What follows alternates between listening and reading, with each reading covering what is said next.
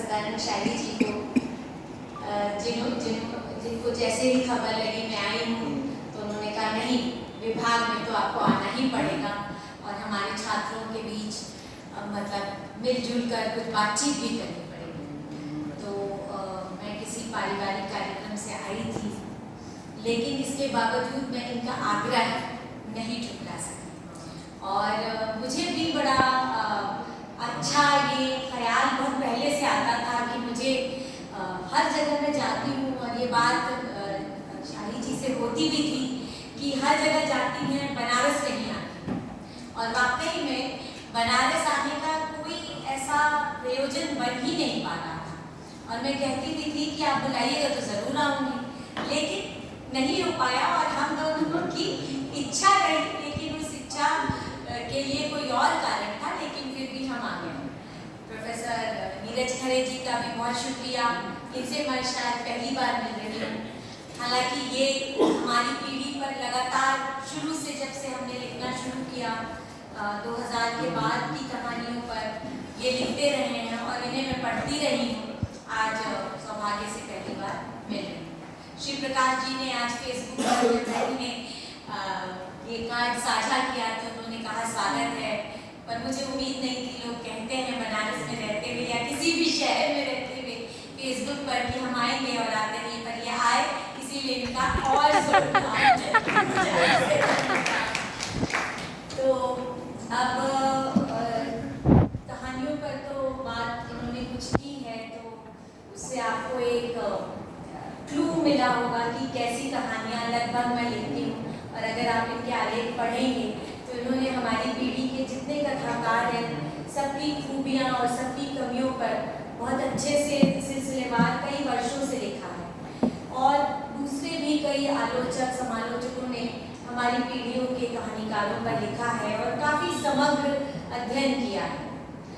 क्योंकि छात्र यहाँ बैठे हैं और इसमें कई एस्पिरेशनल कहानीकार भी होंगे, कथाकार होंगे, कवि होंगे, लिखने वाले होंगे कल को, तो उनको एक बात कहना चाहती हूँ कि शुरुआत जैसे ही कोई लिखना शुरू करता है तो शुरुआत इस बात से होती है कि देखें कितने साल लिखे, लेकिन हमारी पीढ़ी के साथ भी ऐसा ही हुआ। ये चैलेंज जैसा था, हर पीढ़ी के साथ होता है। हमारी जो अग्रज पीढ़ी थी उसने भी कुछ ऐसी बातें कही थी कि उनको हमेशा एक चैलेंजिंग टोन में कहा जाता था कि देखिए कितने साल लिखेंगे, लेकिन लोग लिखते चले जाते हैं। अगर आपके भीतर एक जुनून है, लगन है, और मेरे केस में जैसे मेरे अंदर बहुत सारा गुस्सा था, मैं हमेशा कहती हूँ, लोग पूछते हैं आप क्यों लिखती हैं, तो मैं हमेशा आज से नहीं 20 साल से जब से लिखती हुई है मेरे अंदर बहुत गुस्सा है। और चूँकि मैं जाकर किसी से फिजिकल फाइट नहीं कर सकती हूँ तो मैं सिर्फ लिख सकती हूँ और मुझे कोई तरीका आता नहीं है प्रोटेस्ट करने का, अपना प्रतिरोध जताने का या अपना गुस्सा प्रकट करने का। बहुत आंतरिक बात भी अगर हो तो उसे कैसे प्रकट किया जाए।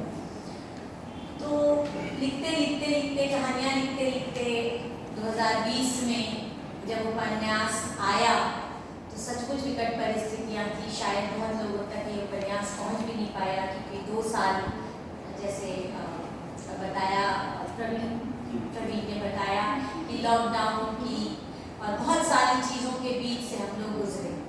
लेकिन उसके बाद भी मैंने देखा कि अगर कुछ लिखा जाता है जो किसी के दिल को छूता है, महान, छोटा, खराब, वो सब आपके परसेप्शन से हो सकता है और एक यूनिवर्सल मानक है उपन्यास का, कहानी का, कविता का, जिसके आधार पे हम तय करते हैं कि अच्छी कविता है, अच्छी कहानी है, अच्छा उपन्यास।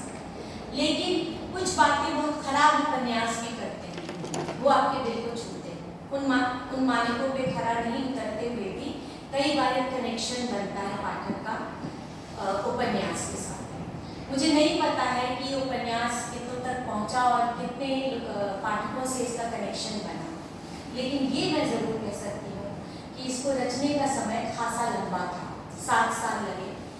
3 साल 4 साल तो मैं सिर्फ सोचती रही उपन्यास के किरदारों के बारे में, जहाँ कुछ, और ये उपन्यास पूरी तरह से काल्पनिक है, इसमें इतिहास की पृष्ठभूमि जरूर है, लेकिन उपन्यास पूरी तरह से मेरी कल्पना से उपजा उपन्यास है।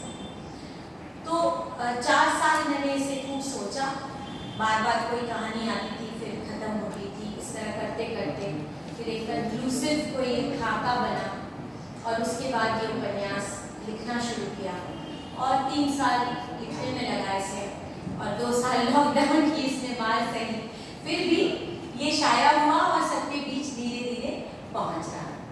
तो प्रवीण ने बता ही दिया है, 3 खंडों में ये उपन्यास है और इसकी पृष्ठभूमि 1840 से शुरू होती है और आज के दौर से उसका लगातार 1840 के बाद की घटनाओं से उसका एंगेजमेंट है, डायलॉग। आज जो हम लोग हैं, हम कैसे परसीव करते हैं उस दौर को। यदि हम जानते हैं कुछ फैक्ट्स को तो हम उसको फिक्शन मानते हैं और फिक्शन को हम कई बार सच मानते हैं। इस बात, इस घटाटोप का भी हम लोग सब लोग बहुत शिकार हो रहे हैं। इसके बावजूद कुछ फैक्ट्स जो होते हैं, ऐतिहासिक फैक्ट्स, उनको हम बदल नहीं सकते हैं। जैसे इतिहास की तारीखें आप नहीं बदल सकते हैं। अगर 1857 की 11 मई को प्रतिरोध का दौर कहीं हुआ था, कहीं खून खराबा हुआ था, लड़ाई हुई थी, तो हम ये नहीं कह सकते कि 1857 में नहीं हुआ था या 1840 में हुआ था, ये हम नहीं कह सकते। उसमें रहने वाले किरदार जब इतिहास में दर्ज करता है तो हो सकता है कि हीरोज को वो दर्ज करता है, जैसे उस दौर के जो महान नायक थे उनको वो जरूर दर्ज करता है, क्योंकि वो भी एक फैक्ट्स का हिस्सा होते हैं। वहीं पर जब बहुत सारा समूह, खासकर से हमारे देश में बहुत सारे तरह तरह के मल्टीलिंगुअल और परतदार, क्लासेस के डिफरेंस, कास्ट के डिफरेंस के लोग उस युद्ध में 1857 के या उसके बाद के दौर की घटनाओं में शामिल हुए, उनको इतिहास दर्ज करने से चूक जाता है। तो उसको शायद एक कथाकार खड़ा करने की कोशिश करता है और ये संभावना जताता है कि शायद ऐसे लोग भी रहे होंगे जिनको इतिहास दर्ज करने से चूके। उन्हीं सब फॉरगॉटन कैरेक्टर्स जिसे कह सकते हैं या छूट गए लोगों की ये कहानियां हैं।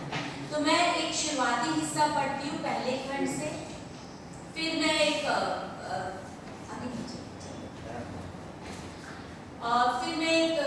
दूसरे खंड से दूसरा हिस्सा पढ़ूंगी और फिर एक तीसरे खंड से एक छोटा हिस्सा पढ़ूंगी, जिससे आपको कहीं कुछ इंटरेस्ट जगे तो आप जरूर मुझसे ढेर सारे सवाल पूछिए। शुरुआत होती है पहला पन्ना, फतेह अली खान का रोजनामचा। सुना है ऐसे ही शुरुआत करते हैं लोग अपनी आप बीती दर्ज करते हुए, तो इसे यूं लिखा जाए। संक्रांति 1840, दीवान मोहल्ला, पटना। यह मेरा रोजनामचा है। रोजनामचे में सच का इकबाल होता है। वैसे भी मुझे सच ही कहने की आदत है।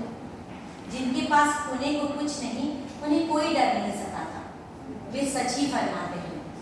मेरे पास भी खोने को कुछ नहीं, मुझे भी कोई डर नहीं सताता है। मैं ये जानता हूँ कि कभी किसी और सदी में जब कोई हौसलामंद इस रोजनामचे में दर्ज मेरी बातों से दो चार होगा तो इनकी बदौलत जरूर समझेगा मेरे वक्त की बात, मेरे वक्त के लोगों की बात। आज लिखते वक्त मेरी कलम नाचती है शोखी से। क्या तुझके फतेह अली कह दिया जाए इस इकरारनामे को? मैं चौंकता हूँ। तुझके फतेह अली और इकरारनामा, क्या कहती हो कलम? मैं कोई शहंशाह थोड़े हूँ और इस रोजनामचे को तुमने इकरारनामा किस बिला पर कहा? कलम संजीदा हो कहती है, इकरार ही तो है सच्चा और बाखुद। तुम करो या कोई और, यकीनन मैं कलम से सुलह कर लेता हूँ। कलम और मैं एक हो जाते हैं। कलम इतला कर कहती है, हाँ तो अब यही हुआ ना, तुझके फतेह अली, तुझके बाबरी की तर्ज पर। हाँ हाँ, मजाहिया है सब, मन की शरारत और कलम की शोखी। मैं जो चंद अदना सफ़हे लिख लूँ अपने अकेलेपन को काटने का सबब समझ, बस उतनी ही ख्वाहिश है। मैं कोई शहंशाह नहीं, मैं तो खानदान वाला कोई मुगल भी नहीं, मैं तो यहीं का हूँ, बस इसी मिट्टी का, अजीमाबाद का या आसपास का, इतना ही पक्के से पता है मुझे। कहते हैं खुद के बारे में बात करने से पहले अपनी बंदगी की बात होनी चाहिए, अपनी पुश्तों की बात होनी चाहिए। क्या कहूँ अपनी बंदगी के बारे में? कौन थे वालिदान में, काश जान पाता। फिलवक्त दर्ज करते वक्त तो अपनी बंदगी के सुने सुनाए किस्से ही हैं मेरे पास। जब से होश संभाला खुद को यतीम खाने में पाया, वहीं उस्तादों से पढ़ना लिखना सीखा और बचपन से अपने बारे में उस्तादों को यही कहते सुना, लड़के के पास गजब की याददाश्त। हाँ, तो वाकई याददाश्त अच्छी है मेरी, और उस याददाश्त के दायरे में अनगिनत वाक़े हैं, लेकिन वालिदान कहीं नहीं है। एक बार उस्ताद से बहुत जिरह की, बताइए ना कौन हूँ मैं, मैंने बाप कौन थी, मेरी माँ कौन थी? तब उस्ताद ने बताया था कि मैं लोधी कटरा मोहल्ले के पास एक खेत में पाया गया था। शायद दो खानदानों की रंजिश में खेत हुई फसल के बीच भूल से छूट गया जिंदगी का एक खतरा था। दुश्मन देख नहीं पाया और मैं कत्ल होने से बच गया। एक मुलायम खूबसूरत फूल सलीखे खेतों के बीच पड़े मिले थे, तो कहाँ से ढूंढते खानदान तुम्हारा? जाने तुम अजीमाबाद के थे भी कि नहीं? उस्ताद ने फिर बहुत सोचते हुए कहा, समझो यही मिट्टी यही खेत तुम्हारे वालिदान हैं। उस रोज से अपनी जड़ों को लेकर दरियाफ्त करने की ख्वाहिश जाती रही। मेरे बचपन में ये शहर अजीमाबाद ही था, लेकिन मैं इसे अपने रोजनामचे में पटना कहूँगा। फिरंगी के गिरजा के बहुत नज़दीकी वह यतीमखाना था जहाँ मैं बड़ा हुआ। मैंने सोते जागते फिरंगियों को देखा है, उनके कर्तव्यों के ब्यौरे सुने हैं। बचपन में देखा और समझा है कि फिरंगी का सब कुछ कितना साफ सुथरा हुआ करता था, उसका रख रखाव, उसका इरादा और उसके इरादों की तामीर। कभी कहीं कोई शुबह नहीं। बचपन में बड़ों को बात करते हुए सुना था उस कत्लेआम के बारे में जो नवाब सिराजुद्दौला के वक्त में हुआ था। वह नवाब जिसका बड़ा रुतबा था, अवाम के दिल में उसके लिए बड़ी मोहब्बत थी। फिरंगियों की पलटन उससे हार गई थी और नवाब के लश्कर ने उन्हें झुड्डों में मार दिया था। लेकिन फिर उसके बाद क्या हुआ? बाजी पलट गई।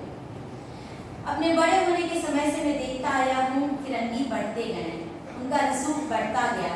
वे मेरे मोहल्ले में घोड़े पे सवार हो बेखौफ घुमा करते हैं। उनके गिरजे की घंटी पूरे मोहल्ले को सुनाई पड़ती है।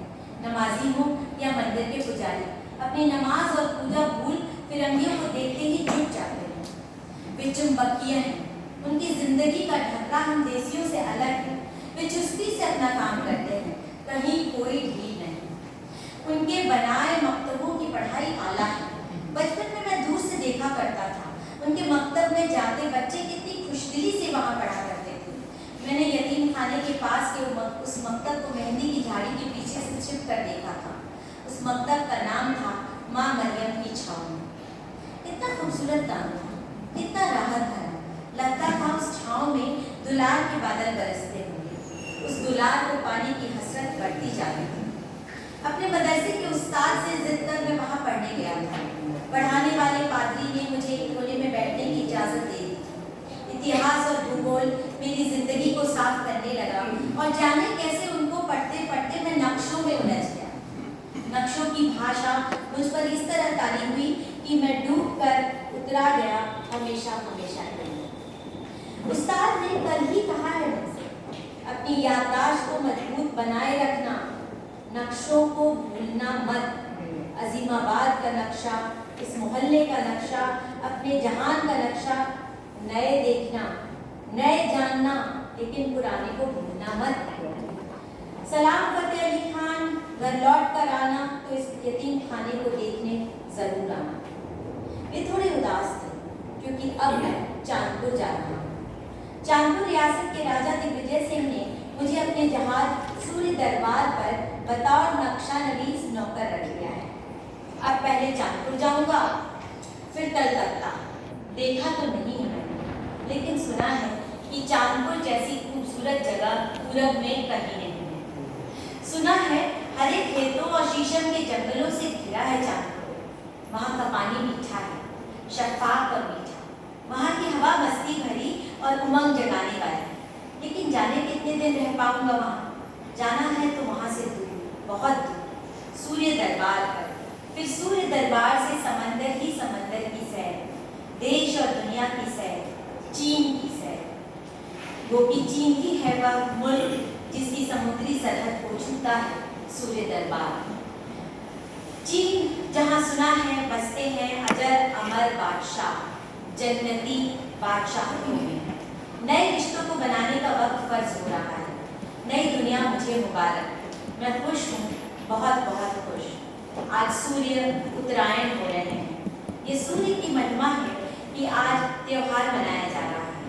आज तिल संक्रांत का त्योहार मनाया जा रहा है।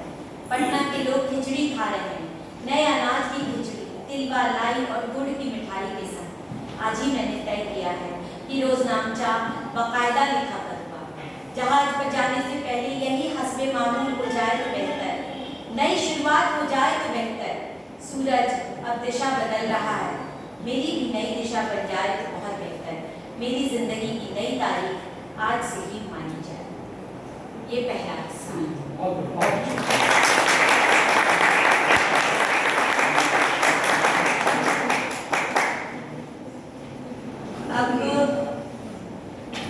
अगर इससे कुछ सवाल हो तो आप उधर नोट कर लीजिएगा। अगर कुछ जिज्ञासा हो तो, सवाल नहीं, जिज्ञासा हो तो जरूर। अब चूंकि आपको पता लग गया है कि ये जा रहे हैं, तो इस उपन्यास में 3 पैटर्न साथ चलती है, साथ। उसमें एक कहानी पटना के मुसव्विर खाना यानी कि चित्रशाला। तो उस दौर में सारी चित्रशालाओं को भी मुसव्विर खाना ही कहा जाता था। तो ये छोटा सा मुसव्विर खाना का इंट्रोडक्शन है, और फिर एक छोटा सा चीन का हिस्सा पढ़ूंगी, उसके बाद हम बातचीत कर सकते हैं।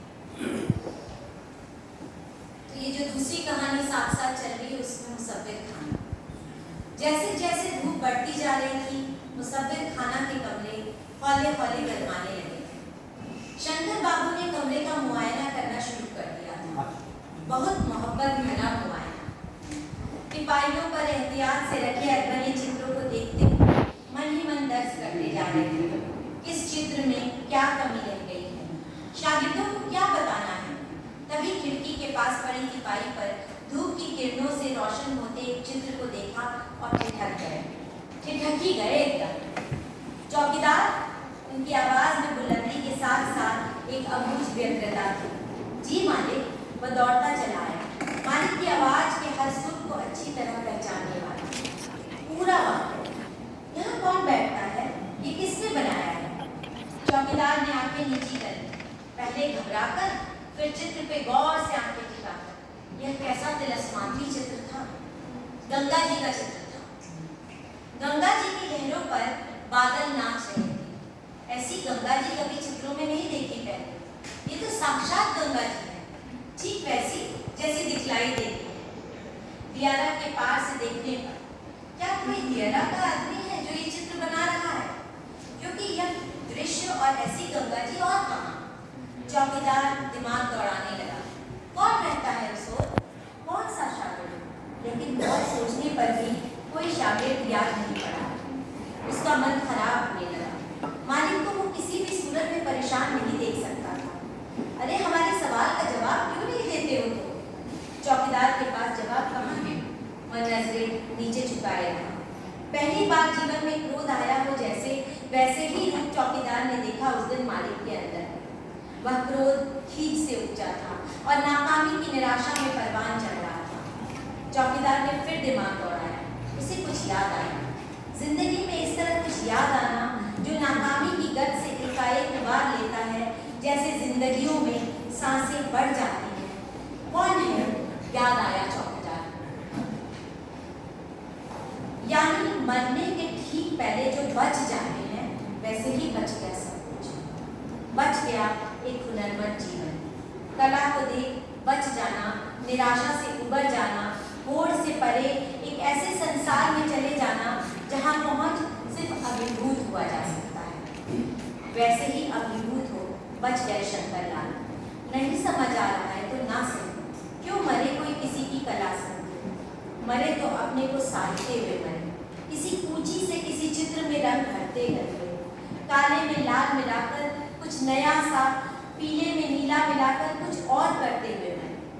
कला घोर नहीं, ईर्ष्या और द्वेष भी नहीं, इसीलिए सिर्फ इसीलिए कहते रहते हैं शंकर लाल, ये कला कितनों के सहमेल से बनी है, इंसानों में फर्क नहीं करती कितना ऊंचा तो दर्जा है उसका। सभी शागिर्द याद रखें, शंकर लाल मनी मनकला की ऊंचाइयों को बोलते रहे। उधर चौकीदार की याद करने लगा, कौन था? फिर धीरे धीरे आंखों के सामने डर डर कर कांपते हुए बोला, मालिक याद आया, ठीक नहीं जानता हूँ, लेकिन एक छोटे कद के आदमी हैं, हमेशा मुंह ढककर सबके सामने आते हैं, शायद गूंगे हैं, सिर्फ इशारों में बात करते हैं, लेकिन हम नहीं जानते मालिक उनको। आप ही तो कहते हैं शागिर्दों के लिए कमरे कभी बंद नहीं होंगे, तो हमने भी उनसे कुछ नहीं पूछा, आने दिया उन्हें यहाँ पर। धम से जमीन पर बिछी मोटी कालीन पर बैठ गए शंकर बाबू। लगता था क्रोध से उनकी धमनियों से निकलकर अब पसीने की शर्मिंदगी को प्राप्त हो रहा था। उनके अंदर उत्सुकता का चित्कार फैल रहा था। कौन है उनका ये शागिर्द, रहस्य से भरा, जो उनके सामने अभी तक आया नहीं? उनका शागिर्द था भी वह, या यूं ही इस जगह का बेजा इस्तेमाल कर रहा था? कितने दिनों से आ रहे हैं ये शख्स? 6 महीने हुए हैं माने। थोड़ी देर बाद शंकर बाबू उठे और कमरे के बाहर चले गए।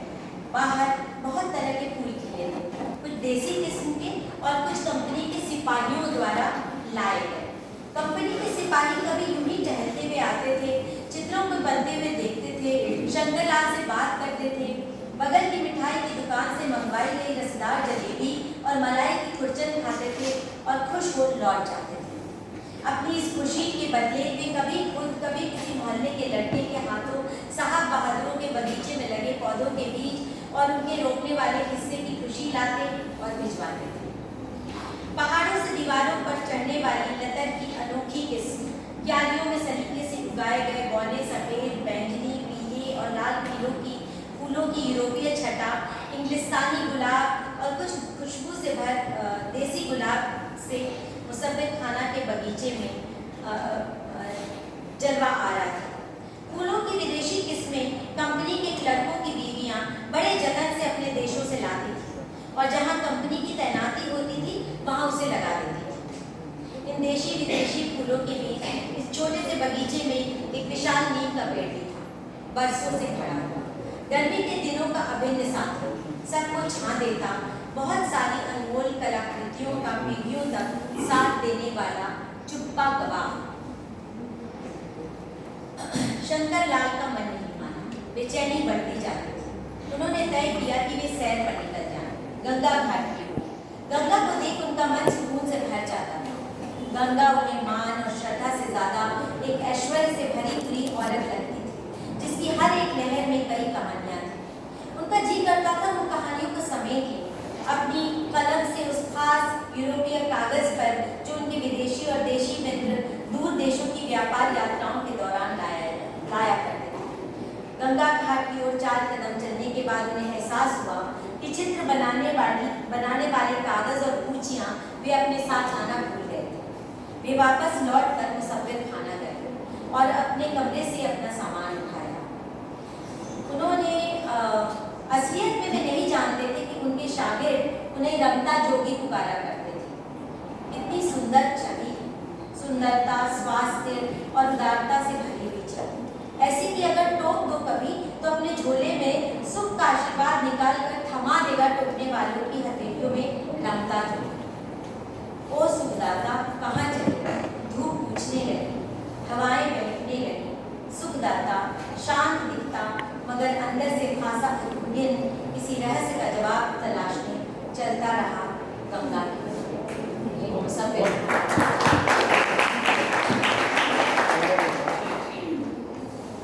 एक छोटा सा चीन का हिस्सा, ठीक है? आपका पेशेंस तो नहीं गया है, सुनेंगे ना? Yes ma'am. दास्ताने रोगहर, कैंटन चीन। कैंटन जो पहले था वो आज चाइना में ग्वांगजाओ या ग्वांगडोंग करके उसका नाम बदल गया है, लेकिन पुराने ज़माने में उसे कैंटन ही कहते थे जब व्यापार चलता था भारत का। वह गूंगा था लेकिन सब समझता था। उसकी माँ बाजार में मछलियाँ बेचने जाती थी। मछलियाँ पकड़ने वाले बहुत सारे और लोग थे जिनके पास वह जाता था टोकरी सर पर।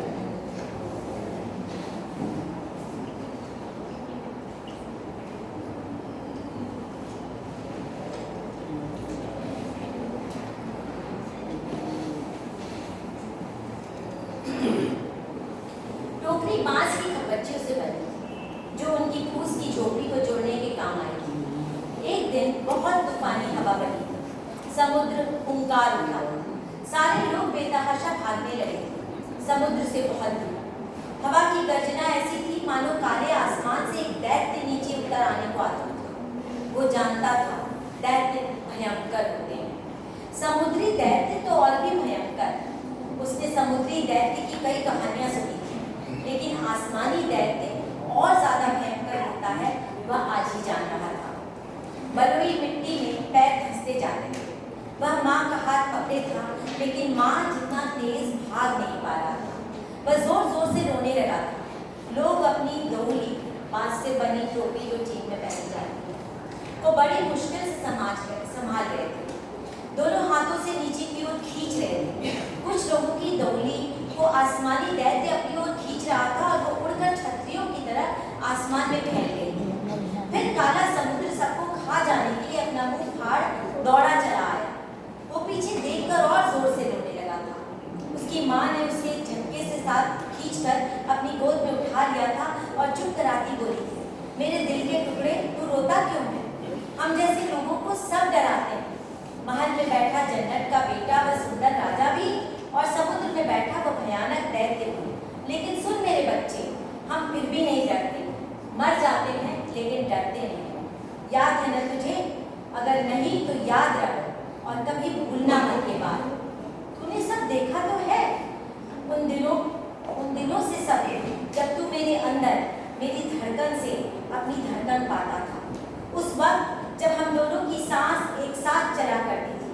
उस वक्त जब तेरी सृष्टि मेरे अंदर के पानी और हवा से निर्मित होती। याद कर। बच्चा रोते रोते ही कुछ याद करने लगा। कई बार कहीं भी माँ की बात या मन की तहों में बसाई हुई कोई और बात। उसकी आंखें मुदने लगी।